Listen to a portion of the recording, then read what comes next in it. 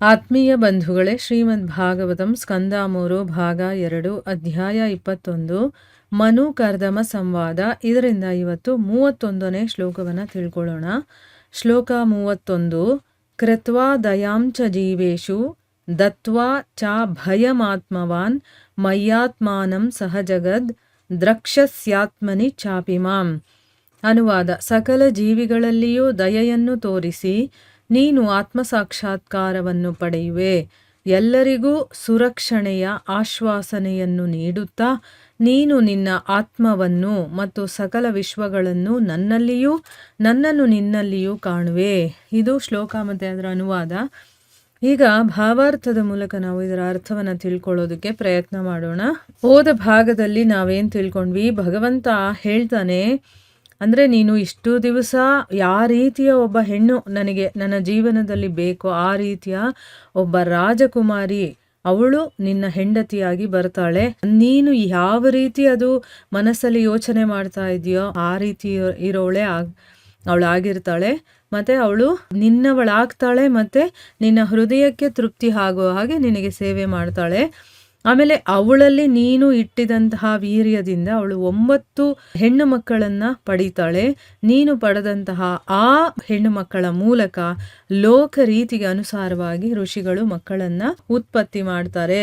ನೀನು ನನ್ನ ಆಜ್ಞೆಯನ್ನು ಸರಿಯಾಗಿ ಈಡೇರಿಸುವ ಮೂಲಕ ನಿನ್ನ ಹೃದಯವನ್ನು ಶುದ್ಧಪಡಿಸ್ಕೊಂಡು ನಿನ್ನ ಕರ್ಮಫಲಗಳನ್ನೆಲ್ಲ ನನಗೆ ಅರ್ಪಿಸಿ ಕೊನೆಯಲ್ಲಿ ನನ್ನಲ್ಲೇ ನೀನು ಸೇರ್ಕೊಳ್ತೀಯಾ ಅಂತ ಹೇಳಿದ್ದನ್ನು ನಾವು ತಿಳ್ಕೊಂಡ್ವಿ. ಈಗ ಮುಂದುವರೆದು ಇಲ್ಲಿ ಹೇಳ್ತಾ ಇದ್ದಾರೆ, ಸಕಲ ಜೀವಿಗಳಲ್ಲೂ ಕೂಡ ದಯೆಯನ್ನು ತೋರಿಸಿ ನೀನು ಆತ್ಮ ಸಾಕ್ಷಾತ್ಕಾರವನ್ನು ಪಡಿತೀಯ. ಅಂದರೆ ಆ ದಯಾ ದೃಷ್ಟಿ ನಮಗೆ ಬರಬೇಕು.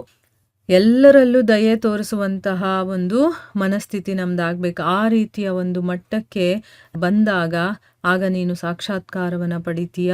ಎಲ್ಲರಿಗೂ ಕೂಡ ಸುರಕ್ಷಣೆಯ ಆಶ್ವಾಸನೆಯನ್ನು ನೀಡ್ತಾ ನೀನು ನಿನ್ನ ಆತ್ಮವನ್ನು ಮತ್ತು ಎಲ್ಲ ವಿಶ್ವಗಳನ್ನು ಕೂಡ ನನ್ನೊಳಗಡೆ ನೋಡ್ತೀಯ ಮತ್ತು ನನ್ನನ್ನು ನಿನ್ನಲ್ಲೂ ಕೂಡ ನೋಡ್ತೀಯ ಅಂತಂದ್ಬಿಟ್ಟು ಭಗವಂತ ಹೇಳ್ತಾನೆ. ಈಗ ಗುರುಗಳು ಈ ವಿಷಯದ ಬಗ್ಗೆ ಏನು ಹೇಳಿದ್ದಾರೆ ಅಂತ ತಿಳ್ಕೊಳ್ಳೋಣ. ಪ್ರತಿಯೊಬ್ಬ ಜೀವಿಗಾಗಿ ಆತ್ಮ ಸಾಕ್ಷಾತ್ಕಾರದ ಸರಳ ವಿಧಾನವನ್ನು ಇಲ್ಲಿ ವರ್ಣಿಸಲಾಗಿದೆ.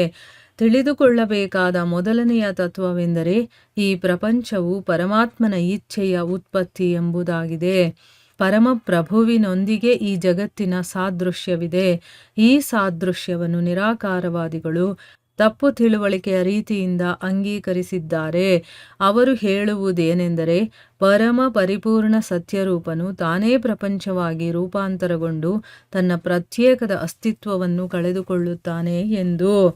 ಹೀಗೆ ಅವರು ಜಗತ್ತನ್ನು ಅದರಲ್ಲಿರುವ ಪ್ರತಿಯೊಂದನ್ನು ಭಗವಂತನೆಂದು ಅಂಗೀಕರಿಸುವರು. ಇದು ಪ್ರತಿಯೊಂದನ್ನು ಭಗವಂತನೆಂದು ತಿಳಿಯುವ ಅದ್ವೈತವಾದವಾಗಿದೆ. ಇದು ನಿರಾಕಾರವಾದಿಯ ದೃಷ್ಟಿಕೋನ. ನೋಡಿ, ಇಲ್ಲಿ ಪ್ರತಿಯೊಬ್ಬ ಜೀವಿನೂ ಆತ್ಮ ಸಾಕ್ಷಾತ್ಕಾರವನ್ನು ಪಡ್ಕೊಳ್ಳೋದಕ್ಕೆ ಸರಳ ವಿಧಾನವನ್ನು ಇಲ್ಲಿ ವರ್ಣನೆ ಮಾಡಿದ್ದಾರೆ.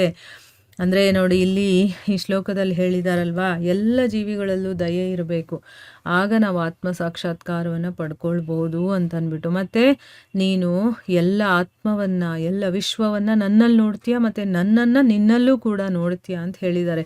ಸರಳವಾದ ವಿಧಾನ. ಮೊದಲನೇದು ತಿಳ್ಕೊಬೇಕಾಗಿರುವಂಥ ತತ್ವ ಏನಪ್ಪ ಅಂತಂದರೆ, ಇಲ್ಲಿ ಈ ಪ್ರಪಂಚ ಅನ್ನೋದು ಭಗವಂತನ ಇಚ್ಛೆಯಿಂದ ಸೃಷ್ಟಿಯಾಗಿರುವಂಥದ್ದು ಅಂತ.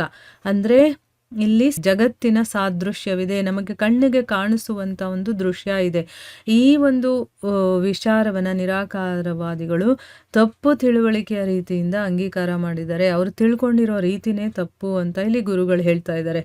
ಅವ್ರು ಹೇಳೋದೇನಪ್ಪ ಅಂತಂದರೆ, ಆ ಭಗವಂತ ಪರಿಪೂರ್ಣವಾಗಿರುವಂಥ ಸತ್ಯರೂಪ ತಾನೇ ಈ ಪ್ರಪಂಚವಾಗಿ ಅವನು ರೂಪಾಂತರಗೊಂಡು ತನ್ನ ಪ್ರತ್ಯೇಕತೆಯನ್ನು ಅವನು, ಅಂದರೆ ಅವನದೇ ಆದಂಥ ಒಂದು ಅಸ್ತಿತ್ವ ಇರುತ್ತಲ್ಲ, ಅದನ್ನೇ ಕಳ್ಕೊಳ್ತಾನೆ ಅಂತ ಹೇಳಿದ್ದಾರೆ.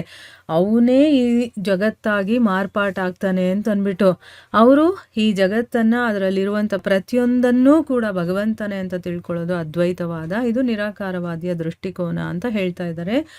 ಆದರೆ ಭಗವಂತನ ವೈಯಕ್ತಿಕ ಭಕ್ತರಾದವರು ಪ್ರತಿಯೊಂದು ಕೂಡ ಭಗವಂತನ ಸ್ವತ್ತು ಎಂದು ಭಾವಿಸುತ್ತಾರೆ. ನಾವು ಕಾಣುವ ಯಾವುದೇ ಇರಲಿ ಅಂತಹ ಪ್ರತಿಯೊಂದು ಪರಮಪ್ರಭುವಿನ ಅಭಿವ್ಯಕ್ತಿಯಾಗಿರುತ್ತದೆ. ಆದುದರಿಂದ ಪ್ರತಿಯೊಂದು ಭಗವಂತನ ಸೇವೆಯಲ್ಲಿ ನಿರತವಾಗಿರಬೇಕು. ಇದು ಅದ್ವಿತೀಯವಾಗಿದೆ. ನಿರಾಕಾರವಾದಿಗೂ ಸಾಕಾರವಾದಿಗೂ ಇರುವ ವ್ಯತ್ಯಾಸವೇನೆಂದರೆ, ನಿರಾಕಾರವಾದಿಯು ಭಗವಂತನ ಪ್ರತ್ಯೇಕ ಅಸ್ತಿತ್ವವನ್ನು ಒಪ್ಪುವುದಿಲ್ಲ, ಆದರೆ ಸಾಕಾರವಾದಿಯು ಭಗವಂತನ ಪ್ರತ್ಯೇಕತೆಯನ್ನು ಒಪ್ಪುತ್ತಾನೆ. ಭಗವಂತನು ತನ್ನನ್ನು ನಾನಾ ವಿಧವಾಗಿ ವಿಭಜಿಸಿಕೊಂಡರೂ ಅವನಿಗೆ ತನ್ನ ಪ್ರತ್ಯೇಕವಾದ ಅಸ್ತಿತ್ವವಿರುತ್ತದೆ ಎಂದು ಅವನು ತಿಳಿಯುತ್ತಾನೆ. ಇಲ್ಲಿ ಗುರುಗಳು ನಿರಾಕಾರವಾದಿಗಳಿಗೂ ಸಾಕಾರವಾದಿಗಳಿಗೂ ಏನು ವ್ಯತ್ಯಾಸ ಇದೆ ಅನ್ನೋದನ್ನ ಇಲ್ಲಿ ಹೇಳ್ತಾ ಇದ್ದಾರೆ. ಏನು ಅಂತಂದರೆ, ಭಗವಂತನ ವೈಯಕ್ತಿಕ ಭಕ್ತರಾಗಿರ್ತಾರಲ್ಲ, ಅಂದರೆ ಭಕ್ತಿ ಮಾರ್ಗದಲ್ಲಿರೋರು ಭಗವಂತನನ್ನು ಸಾಕಾರದಿಂದ ಪೂಜಿಸ್ತಾ ಇರ್ತಾರಲ್ಲ, ಅಂಥವರು ಪ್ರತಿಯೊಂದೂ ಕೂಡ ಭಗವಂತನ ಸ್ವತ್ತು ಅಂತ ಅವ್ರು ಭಾವಿಸ್ತಾರೆ. ನಾವು ನೋಡುವಂಥದ್ದು ಯಾವುದೇ ಇರಲಿ, ಪ್ರತಿಯೊಂದು ಕೂಡ ಆ ಭಗವಂತನ ಒಂದು ಅಭಿವ್ಯಕ್ತಿ, ಅವನಿಂದ ಬಂದಿರುವಂಥದ್ದು ಅಂತ ತಿಳ್ಕೊಳ್ತಾರೆ.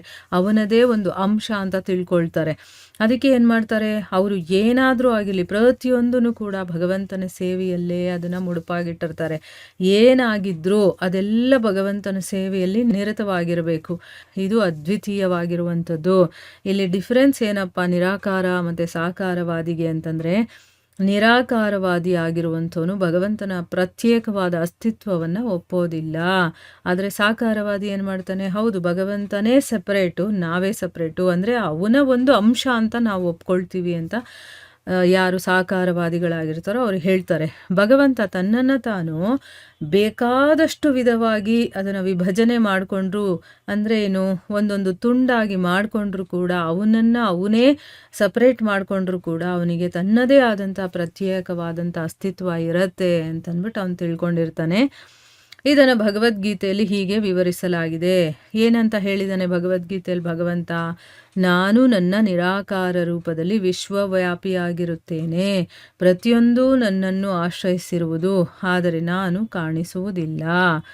ನೋಡಿ ಏನು ಹೇಳಿದ್ದಾನೆ ಅಂದರೆ, ನಾನು ನನ್ನ ನಿರಾಕಾರ ರೂಪದಲ್ಲಿ, ಅಂದರೆ ಯಾರಿಗೂ ಕಣ್ಣಿಗೆ ಕಾಣಿಸ್ಕೊಳ್ಳದೇ ಇರುವಂಥ ರೂಪದಲ್ಲಿ ವಿಶ್ವವ್ಯಾಪಿಯಾಗಿರ್ತೀನಿ, ಎಲ್ಲ ಕಡೆ ನಾನು ಆವರಿಸ್ಕೊಂಡಿರ್ತೀನಿ, ಪ್ರತಿಯೊಂದು ಕೂಡ ನನ್ನನ್ನೇ ಆಶ್ರಯಿಸಿರುತ್ತೆ, ಆದರೆ ನಾನು ಯಾರಿಗೂ ಕಾಣಿಸೋದಿಲ್ಲ ಅಂತಂದ್ಬಿಟ್ಟು ಸೂರ್ಯನ ಮತ್ತು ಸೂರ್ಯಪ್ರಕಾಶದ ಒಂದು ಸೊಗಸಾದ ಉದಾಹರಣೆ ಇದೆ ಭಗವದ್ಗೀತೆಯಲ್ಲಿ. ಇದನ್ನು ತುಂಬ ಡೀಟೇಲಾಗಿ ಹೇಳಿದ್ದಾರೆ. ಸೂರ್ಯ ಮತ್ತು ಸೂರ್ಯನ ಪ್ರಕಾಶದ ಒಂದು ಉದಾಹರಣೆಯನ್ನು ಕೊಟ್ಟು ಹೇಳಿದ್ದಾರೆ. ಸೂರ್ಯ ಗ್ರಹವು ತನ್ನ ಪ್ರಕಾಶದ ಮೂಲಕ ವಿಶ್ವದಲ್ಲೆಲ್ಲ ವ್ಯಾಪಿಸಿರುತ್ತದೆ ಮತ್ತು ಸಕಲ ಗ್ರಹಗಳು ಸೂರ್ಯಪ್ರಕಾಶದ ಆಧಾರದಿಂದಿವೆ, ಆದರೆ ಎಲ್ಲ ಗ್ರಹಗಳು ಸೂರ್ಯ ಗ್ರಹದಿಂದ ಬೇರೆಯಾಗಿರುತ್ತವೆ. ಗ್ರಹಗಳು ಸೂರ್ಯಪ್ರಕಾಶವನ್ನು ಅವಲಂಬಿಸಿರುವುದರಿಂದ ಈ ಗ್ರಹಗಳೂ ಕೂಡ ಸೂರ್ಯಗ್ರಹವಾಗಿವೆ ಎಂದು ಹೇಳಲು ಬರುವುದಿಲ್ಲ. ಹಾಗೆಯೇ ಪ್ರತಿಯೊಂದು ವಸ್ತುವೂ ಭಗವಂತನಾಗಿದ್ದಾನೆ ಎಂಬ ನಿರಾಕಾರದ ಅಥವಾ ಅದ್ವೈತದ ದೃಷ್ಟಿಯು ಒಳ್ಳೆಯ ಬುದ್ಧಿಯುಕ್ತವಾದ ಆಲೋಚನೆಯಲ್ಲ. ಸ್ವತಃ ಭಗವಂತನೇ ವಿವರಿಸಿರುವಂತೆ ಅವನನ್ನು ಹೊರತುಪಡಿಸಿ ಯಾವುದೊಂದು ಇರಬಾರದು. ಹಾಗಿದ್ದರೂ ಪ್ರತಿಯೊಂದು ಭಗವಂತನೇ ಎಂಬುದು ನಿಜವಲ್ಲವೆಂಬುದು ನಿಜಸ್ಥಿತಿಯಾಗಿರುತ್ತದೆ. ಅವನು ಪ್ರತಿಯೊಂದರಿಂದಲೂ ಭಿನ್ನನಾಗಿರುವನು. ಅದರಿಂದ ಇಲ್ಲಿ ಕೂಡ ಶ್ರೀಕೃಷ್ಣನು ಜಗತ್ತಿನಲ್ಲಿ ಪ್ರತಿಯೊಂದು ನನ್ನಿಂದ ಬೇರೆ ಎಲ್ಲವೆಂಬುದನ್ನು ನೀನು ಕಾಣುವೆ ಎನ್ನುತ್ತಾನೆ. ಇದರ ಅರ್ಥವೇನೆಂದರೆ, ಪ್ರತಿಯೊಂದು ಭಗವಂತನ ಶಕ್ತಿಯಿಂದ ಉತ್ಪನ್ನವಾದುದೆಂದು ತಿಳಿಯತಕ್ಕದ್ದು ಮತ್ತು ಇದೇ ಕಾರಣದಿಂದ ಪ್ರತಿಯೊಂದೂ ಕೂಡ ಭಗವಂತನ ಸೇವೆಯಲ್ಲಿ ವಿನಿಯೋಗಗೊಳ್ಳಬೇಕು. ವ್ಯಕ್ತಿಯ ಶಕ್ತಿಯು ಆತನ ಆತ್ಮಹಿತಕ್ಕಾಗಿ ಉಪಯೋಗಗೊಳ್ಳಬೇಕು. ಅದು ಶಕ್ತಿಯ ಪರಿಪೂರ್ಣತೆಯಾಗಿರುತ್ತದೆ. ಇಲ್ಲಿ ಎಕ್ಸಾಂಪಲ್ ಕೊಟ್ಟು ಹೇಳ್ತಾ ಇದ್ದಾರೆ, ಏನು, ಸೂರ್ಯ ಮತ್ತು ಸೂರ್ಯನ ಪ್ರಕಾಶ. ಈಗ ಸೂರ್ಯಗ್ರಹ ಅನ್ನೋದು ತನ್ನ ಪ್ರಕಾಶದ ಮೂಲಕ ವಿಶ್ವದ ಎಲ್ಲ ಕಡೆ ವ್ಯಾಪಿಸ್ಕೊಂಡಿರುತ್ತೆ ಅಲ್ವಾ. ಸೂರ್ಯಗ್ರಹದಿಂದನೇ ಆ ಪ್ರಕಾಶ ಬರೋದು, ಅಲ್ಲಿಂದ ಏನಾಗುತ್ತೆ, ವಿಶ್ವದಲ್ಲೆಲ್ಲ ವ್ಯಾಪರಿಸ್ಕೊಂಡಿರುತ್ತೆ. ಮತ್ತು ಎಲ್ಲ ಗ್ರಹಗಳು ಕೂಡ ಸೂರ್ಯ ಪ್ರಕಾಶದ ಆಧಾರದ ಮೇಲೇನೆ ಇವೆ. ಆದರೆ ಎಲ್ಲ ಗ್ರಹಗಳು ಸೂರ್ಯಗ್ರಹದಿಂದ ಬೇರೆ ಆಗಿರುತ್ತೆ ಅಲ್ವಾ. ಸೂರ್ಯನ ಗ್ರಹದಿಂದ ಬರುವಂಥ ಕಿರಣಗಳಲ್ಲಿ ಬೀಳುತ್ತೆ, ಅದರಿಂದ ಪ್ರಕಾಶಮಾನವಾಗುತ್ತೆ. ಆದರೆ ಎಲ್ಲ ಗ್ರಹಗಳು ಸೂರ್ಯಗ್ರಹ ಆಗೋದಿಲ್ಲ. ಗ್ರಹಗಳು ಸೂರ್ಯ ಪ್ರಕಾಶವನ್ನು ಅವಲಂಬಿಸಿರೋದ್ರಿಂದ, ಅದರ ಮೇಲೆ ಡಿಪೆಂಡ್ ಆಗಿರೋದ್ರಿಂದ ಆ ಗ್ರಹಗಳು ಕೂಡ ಸೂರ್ಯಗ್ರಹಗಳೇ ಆಗಿದೆ ಅಂತ ಹೇಳೋದಕ್ಕಾಗತ್ತಾ? ಇಲ್ಲ. ಅದೇ ರೀತಿ ಪ್ರತಿಯೊಂದು ವಸ್ತುವು ಕೂಡ ಭಗವಂತನೇ ಆಗಿದ್ದಾನೆ. ಇದನ್ನ ನಿರಾಕಾರವಾಗಿ ಹೇಳಿದರೆ ಅಥವಾ ಅದ್ವೈತದ ದೃಷ್ಟಿ ಇದೆಯಲ್ಲ, ಅದು ಸರಿಯಾದ ಒಂದು ಬುದ್ಧಿವಂತಿಕೆಯಿಂದ ಹೇಳುವಂಥದ್ದಲ್ಲ ಅಂತ ಇಲ್ಲಿ ಗುರುಗಳು ಹೇಳ್ತಾ ಇದ್ದಾರೆ. ಸ್ವತಃ ಭಗವಂತನೇ ವಿವರಣೆ ಮಾಡಿದ್ದಾನೆ. ಅವನನ್ನು ಹೊರತುಪಡಿಸಿ ಇನ್ಯಾವುದೂ ಇರಬಾರ್ದು ಅಂತ. ಭಗವಂತ ಅಂದರೆ ಅವನೊಬ್ಬನೇ, ಇನ್ಯಾವುದೂ ಆಗಿರೋದಿಲ್ಲ. ಹಾಗಿದ್ರೂ ಕೂಡ ಪ್ರತಿಯೊಂದು ಭಗವಂತನೇ ಅಂತ ಹೇಳೋದು ಅದು ನಿಜ ಅಲ್ಲ, ನಿಜ ಸ್ಥಿತಿ ಅಲ್ಲ ಅದು. ಯಾಕೆ ಅಂತಂದರೆ ಭಗವಂತ ಪ್ರತಿಯೊಂದು ಅವನಿಂದ ಬಂದಿದೆ ಹೊರತು ಅವನೇ ಸ್ವಯಂ ಆಗಿರೋದಿಲ್ಲ. ಅದು ಅವನ ಒಂದು ಅಂಶ ಆಗಿರತ್ತಷ್ಟೇ. ಅದಕ್ಕೋಸ್ಕರನೇ ಅವನು ಪ್ರತಿಯೊಂದರಿಂದ ಭಿನ್ನ ಆಗಿರ್ತಾನೆ. ಅದಕ್ಕೆ ಇಲ್ಲಿ ಕೃಷ್ಣ ಕೂಡ ಹೇಳ್ತಾನೆ, ಜಗತ್ತಿನಲ್ಲಿ ಪ್ರತಿಯೊಂದು ಕೂಡ ನನ್ನಿಂದ ಬೇರೆ ಅಲ್ಲ ಅಂತ ನೀನು ತಿಳ್ಕೊ ಅಂತ ಹೇಳ್ತಾನಲ್ಲ. ಇದಕ್ಕೆ ಅರ್ಥ ಏನು ಅಂತಂದರೆ ಪ್ರತಿಯೊಂದೂ ಕೂಡ ಭಗವಂತನ ಶಕ್ತಿಯಿಂದ ಉತ್ಪತ್ತಿ ಆಗಿರುವಂಥದ್ದು. ಅದಕ್ಕೆ ಇಲ್ಲಿ ಆ ಕಾರಣವನ್ನು ಇಟ್ಕೊಂಡೆ ಏನು ಹೇಳ್ತಾರೆ, ಎಲ್ಲವನ್ನ ಭಗವಂತನ ಸೇವೆಯಲ್ಲೇ ವಿನಿಯೋಗ ಮಾಡಬೇಕು ಅಂತಂದ್ಬಿಟ್ಟು. ಈಗ ವ್ಯಕ್ತಿಯ ಶಕ್ತಿ ಅವನ ಆತ್ಮಹಿತಕ್ಕೋಸ್ಕರ ಉಪಯೋಗ ಆಗಬೇಕು. ಅದು ಶಕ್ತಿಯ ಪರಿಪೂರ್ಣತೆ. ಈಗ ನಮಗೆ ಶಕ್ತಿ ಇದೆ, ಅದನ್ನು ನನ್ನ ಆತ್ಮ ಉದ್ಧಾರ ಮಾಡ್ಕೊಳ್ಳೋದಕ್ಕೆ ನಾನು ಯೂಸ್ ಮಾಡಬೇಕೇ ಹೊರತು ಏನೇನಕ್ಕೋ ಯೂಸ್ ಮಾಡಿದ್ರೆ ಅದಿದ್ದು ನನಗೆ ಪ್ರಯೋಜನ ಇಲ್ಲ ಅಂತಂದಾಗ್ಬಿಡುತ್ತೆ. ಆಯಿತಾ? ನಾನು ಯಾವಾಗ ನನ್ನ ಶಕ್ತಿಯನ್ನು ಆತ್ಮಹಿತಕ್ಕೋಸ್ಕರ ನಾನು ಉಪಯೋಗ ಮಾಡ್ಕೊಳ್ತೀನೋ ಆಗ ಆ ಶಕ್ತಿಯ ಪರಿಪೂರ್ಣತೆ ಆಗುತ್ತೆ ಅಂತಂದ್ಬಿಟ್ಟು ಇಲ್ಲಿ ಹೇಳ್ತಾ ಇದ್ದಾರೆ. ವ್ಯಕ್ತಿಯು ದಯಾಪೂರ್ಣನಾಗಿದ್ದರೆ ನಿಜವಾದ ಆತ್ಮಹಿತಕ್ಕಾಗಿ ಈ ಶಕ್ತಿಯನ್ನು ಉಪಯೋಗಿಸಬಹುದು. ಕೃಷ್ಣ ಪ್ರಜ್ಞೆಯುಳ್ಳ ಭಗವದ್ಭಕ್ತನಾದ ವ್ಯಕ್ತಿಯು ಯಾವಾಗಲೂ ದಯಾಪೂರ್ಣನಾಗಿರುತ್ತಾನೆ. ಅವನು ತಾನೊಬ್ಬನು ಮಾತ್ರ ಭಕ್ತನಾಗಿರುವುದರಲ್ಲಿ ಸಂತೃಪ್ತನಾಗುವುದಿಲ್ಲ, ಆದರೆ ಭಕ್ತಿ ಸೇವೆಯ ಪರಿಜ್ಞಾನವನ್ನು ಪ್ರತಿಯೊಬ್ಬನಿಗೂ ಹಂಚಲು ಪ್ರಯತ್ನಿಸುವನು. ಜನಸಾಮಾನ್ಯರಿಗೆ ಭಗವಂತನ ಭಕ್ತಿಪೂರ್ಣ ಸೇವೆಯನ್ನು ಹಂಚುವ ಕಾರ್ಯದಲ್ಲಿ ಅನೇಕ ಅಪಾಯಗಳನ್ನು ಎದುರಿಸಿದ ಭಗವದ್ಭಕ್ತರು ಅನೇಕರಿದ್ದಾರೆ. ಅದನ್ನು ಮಾಡಲೇಬೇಕು. ಆತ್ಮ ಸಾಕ್ಷಾತ್ಕಾರವನ್ನು ಪಡಿಬೇಕಾದ್ರೆ ದಯಾಪೂರ್ಣನಾಗಿರಬೇಕು ಅನ್ನೋದನ್ನ ತಿಳ್ಕೊಂಡಿದ್ವಲ್ವಾ. ಇಲ್ಲಿ ಒಬ್ಬ ವ್ಯಕ್ತಿ ದಯಾಪೂರ್ಣನಾಗಿದ್ರೆ ನಿಜವಾಗ್ಲೂ ಕೂಡ ಆತ್ಮಹಿತಕ್ಕಾಗಿ ಆ ಶಕ್ತಿಯನ್ನು ನಾವು ಉಪಯೋಗಿಸಬಹುದು. ಯಾಕೆಂದ್ರೆ ನಮ್ಮಲ್ಲಿ ಒಂದು ಶಕ್ತಿ ಇರುತ್ತೆ, ಅದನ್ನು ನಾವು ಆತ್ಮದ ಉದ್ಧಾರಕ್ಕೋಸ್ಕರ ನಾವು ಬಳಸಬೇಕು ಅಂತ ಹೇಳಿದ್ದಾರೆ. ಯಾವಾಗ ನಾವು ಅದನ್ನು ಬಳಸ್ತೀವೋ ಆವಾಗ ಅದು ನಮ್ಮ ಉನ್ನತಿಗೆ ಅದು ಸಹಾಯವಾಗುತ್ತೆ. ಈಗ ಒಬ್ಬ ಭಗವತ್ ಭಕ್ತನಾಗಿದ್ದರೆ ಅವನು ಯಾವಾಗಲೂ ದಯಾಪೂರ್ಣನೇ ಆಗಿರ್ತಾನೆ. ಯಾಕಂದರೆ ಅವನಿಗೆ ಪ್ರತಿಯೊಂದು ಜೀವಿಯಲ್ಲೂ ಕೂಡ ಭಗವಂತ ಇದ್ದಾನೆ ಅನ್ನೋದು ಗೊತ್ತಿರುತ್ತೆ. ಸೊ ಅವನು ಎಲ್ಲರನ್ನೂ ಕೂಡ ಒಂದೇ ದೃಷ್ಟಿಯಲ್ಲಿ ನೋಡ್ತಾನೆ. ಒಬ್ಬ ಭಕ್ತನಿಗೆ ದಯೆ ಇರುತ್ತೆ ಅಂತ ಹೇಳ್ತಾರಲ್ಲ, ಅದು ಯಾಕೆ ಅಂತಂದರೆ ಅವನಿಗೆ ಜ್ಞಾನ ಇರುತ್ತೆ, ತಿಳುವಳಿಕೆ ಇರುತ್ತೆ, ಅವನು ತಿಳ್ಕೊಂಡಿರ್ತಾನೆ. ಆಗ ನಾನೊಬ್ಬನು ಮಾತ್ರ ಭಕ್ತನಾಗಿರೋದ್ರಲ್ಲಿ ಅವನು ಸಂತೃಪ್ತಿಯನ್ನು ಪಡೆಯೋದಿಲ್ಲ. ಅವನಿಗೇನು ಅಂತಂದರೆ ಎಲ್ಲರಿಗೂ ಈ ಭಕ್ತಿಯನ್ನು ಹಂಚಬೇಕು, ಅವರು ಕೂಡ ಈ ಭಕ್ತಿ ಮಾರ್ಗಕ್ಕೆ ಬರಬೇಕು, ಭಗವಂತನ ಭಕ್ತರಾಗಬೇಕು ಅನ್ನುವಂಥ ಒಂದು ಕೆಲಸದಲ್ಲಿ ಅವನು ತೊಡಗ್ತಾನೆ. ಈ ರೀತಿ ಮಾಡಬೇಕಾದ್ರೆ ತುಂಬ ಕಷ್ಟಗಳನ್ನು, ಅಪಾಯಗಳನ್ನೆಲ್ಲ ಅವನು ಎದುರಿಸ್ಬೇಕಾಗತ್ತೆ. ಯಾಕೆ ಅಂತಂದರೆ ಬೇಕಾದಷ್ಟು ಜನ ಅವನಿಗೆ ತೊಂದರೆ ಕೊಡೋರು ಬರ್ತಾರೆ. ಆದರೆ ಅದು ಯಾವುದರಿಂದನೂ ಅವನು ಧೃತಿಗೆಡದೆ ಅವನು ತನ್ನ ಕೆಲಸವನ್ನು ಮಾಡೇ ಮಾಡ್ತಾನೆ. ಅದನ್ನು ಮಾಡಲೇಬೇಕು ಅಂತ ಇಲ್ಲಿ ಗುರುಗಳು ಹೇಳ್ತಾ ಇದ್ದಾರೆ.